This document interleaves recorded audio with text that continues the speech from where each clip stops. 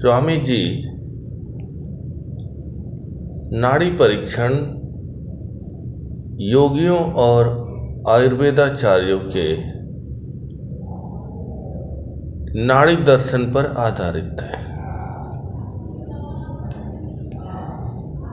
आयुर्वेद के ऋषि कहते हैं,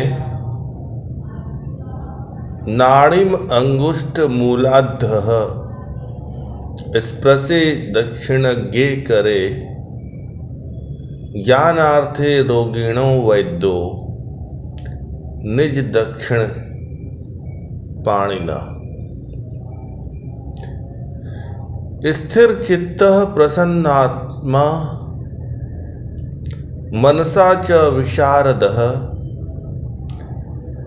स्पृशेदं अंगुलिभिः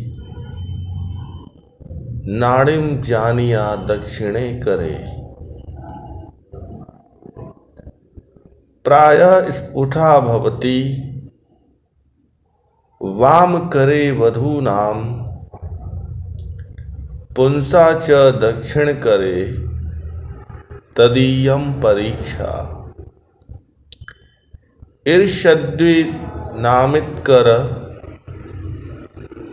वित्तं तांगुलिकं बाहुं प्रसार रहितं परपीडनेन। ईशादि नम्र कृतकूपर वाम भागे हस्ते प्रसारित सदुंगली संधिके च अंगुष्ठ मूलम परिपश्चिम भाग मध्यम नाड़ी प्रभात समये प्रहरम परीक्षणम्। वारत्रयं परीक्षयेत् धृत्वा विमोचयेत् विमृश्य बहुधा बुद्धया रोग व्यक्तिं विनिर्दिशेत्। अंगुली त्रितये स्पृष्टा क्रमादोषत्रयो वदाम मंदां मध्य गति तीक्ष्णां त्रिविदौषस्तु लक्षयेत्। वातं पित्तं कफं द्वन्द्वं त्रितयं सन्निपातकं साध्या विवेकं च सर्वे नाड़ी प्रकाशयेत्। सर्प जलौकादि गति वदन्ति विबुध प्रभंजने नाड़ी पित्तेन काकलावक मंडुकादि स्तथा च प्लाम। राजहंस मयूराणां पारावत कपोतयो कुक्कुटस्य गति धत्ते धमनी कफ संगिनी।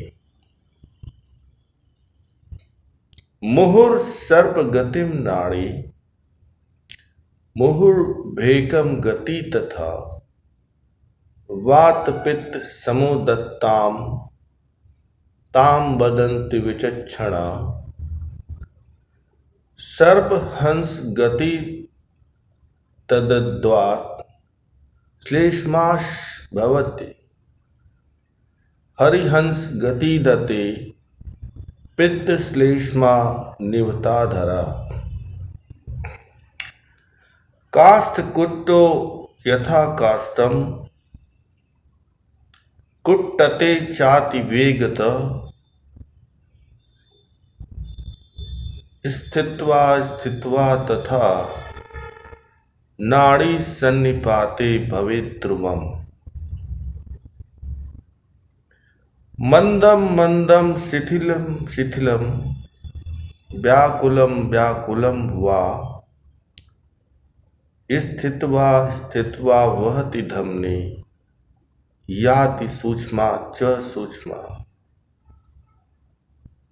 नित्यं स्कंदे स्फुरति पुनर्य अंगुली सम प्रसीदे दवा भावैरेव बहुविधतरै सन्निपातदा साध्यया तस्य मृत्यु विजानीया आद्यसेदं नाड़ी लक्षणम गंभीरा च भवेन्नाड़ी सा भावेन मांसवाहिनी ज्वर वेगेन धमनी शोषणा वेगवती भवेत्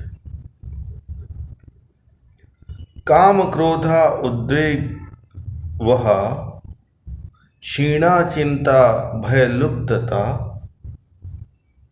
मंदाग्नि क्षीणम धातु अस्य नाड़ी मंदतरा भवेत्।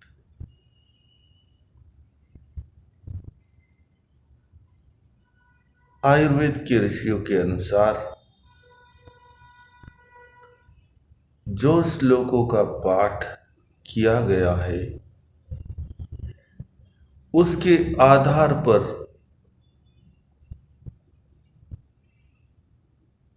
नाड़ी परीक्षण करने की परंपरा चली आ रही है। एक छोटी सी काल्पनिक कहानी यदि मैं कहूं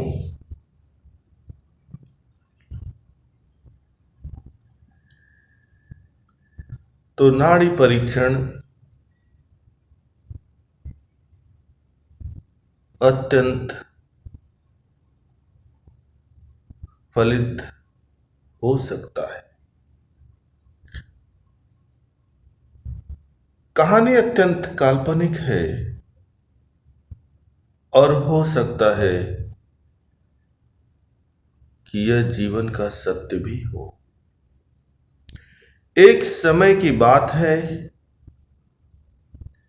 एक दंपति अर्थात पति पत्नी एक शहर के बड़े रेस्टोरेंट के सामने से गुजर रहे थे। तभी पति पत्नी ने रेस्टोरेंट की सूचना पटल पर लिखी सूचना को देखा और रुक गए और पढ़ने लगे। सूचना पटल पर लिखा था, आज भरपेट मनमर्जी का भोजन, जितना चाहो जो चाहो मिलेगा, जिसका बिल भुगतान आपकी तीसरी पीढ़ी अर्थात नाती को करना पड़ेगा।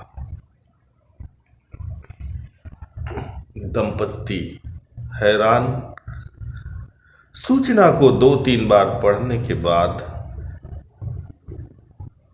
पति पत्नी बड़ी उत्सुकता के साथ रेस्टोरेंट में प्रवेश करके रेस्टोरेंट के मैनेजर से पूछते हैं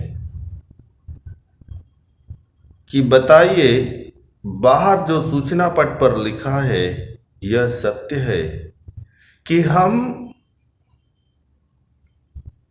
अपने अनुसार भरपेट मनमर्जी का जितना चाहे जो चाहे भोजन कर सकते हैं, खा सकते हैं, लेकिन इसका बिल हमें भुगतान नहीं करना पड़ेगा।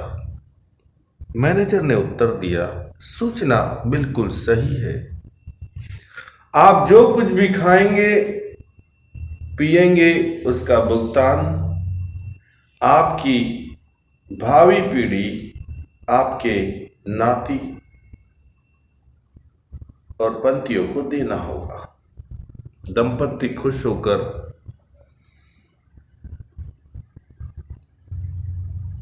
टेबल के सामने बैठे, भरपेट भोजन किया, जो लगा जितना लगा खाया और तृप्त और संतुष्ट होकर बैठ गए।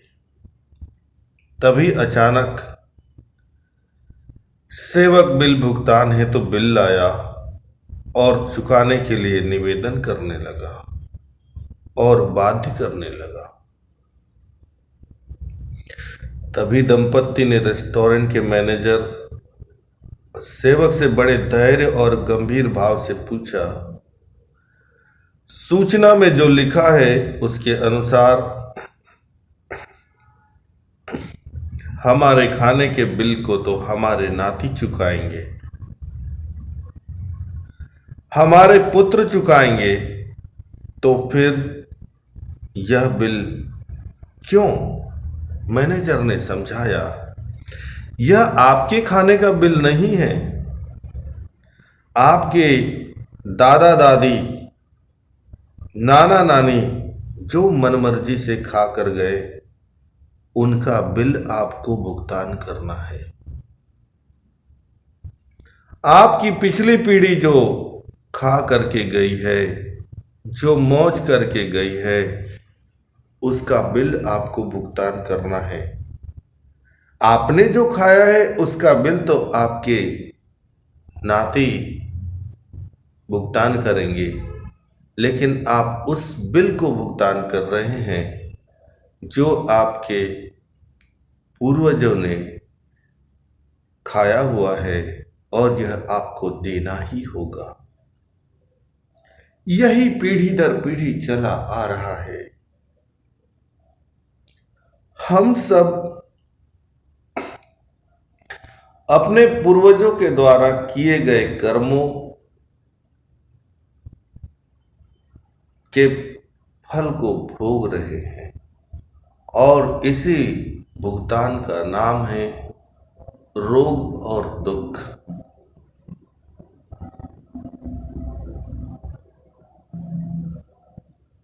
और हम वर्तमान में हैं सशरीर सहबुद्धि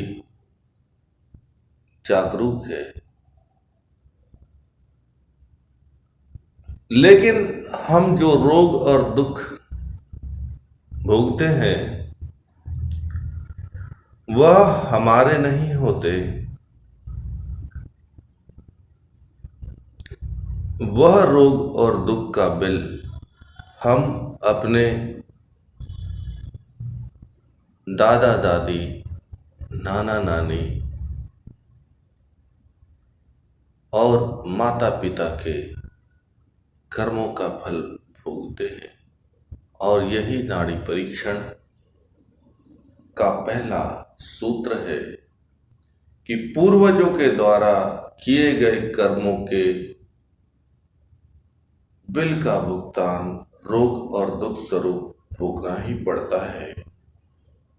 यही सनातन का नियम है, यही प्रकृति का नियम है, यही आनुवंशिकता का नियम है, यही जीवन का नियम है।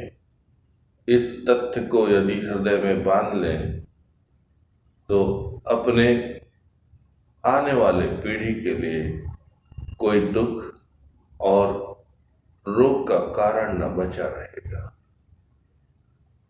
आज के लिए बस इतना ही। जैसा कि स्वामी जी आपने प्रश्न पूछा कि नाड़ी परीक्षण का शास्त्रोक्त और प्राकृतिक आधार क्या है,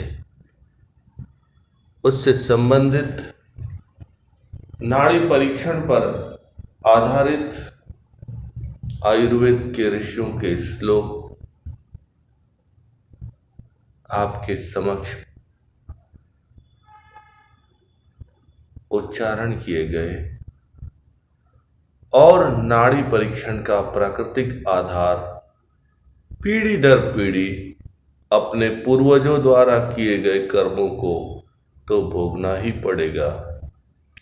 इसीलिए वर्तमान में जीना है तो सबसे पहले कर्म की पीढ़ी दर पीढ़ी संचित फल है, उनसे मुक्त होने का प्रयास करवाना ही एक कुशल वैद्य का सबसे बड़ा आधार होता है। आज के लिए बस इतना ही। आपने बड़े धैर्य, स्नेह और श्रद्धा के साथ आपके द्वारा पूछे गए प्रश्न के उत्तर को सुना। इसके लिए हम स्वामी जी के हृदय और मस्तिष्क के आभारी हैं। स्वामी जी, मेरे द्वारा उच्चारित किए शब्दों में कोई दोष या त्रुटि हो उसके लिए मैं क्षमा की याचना करता हूँ। मैंने जो कुछ कहा आपके उत्तर के आधार पर कहा, हो सकता है कि इसमें कुछ गलत भी हो, कुछ सही भी हो। निर्णय लेने की जल्दी मत कीजिए, सुनिए, समझिए और त्रुटिवश लगे तो उसे भूल जाइए। आज के लिए बस इतना ही।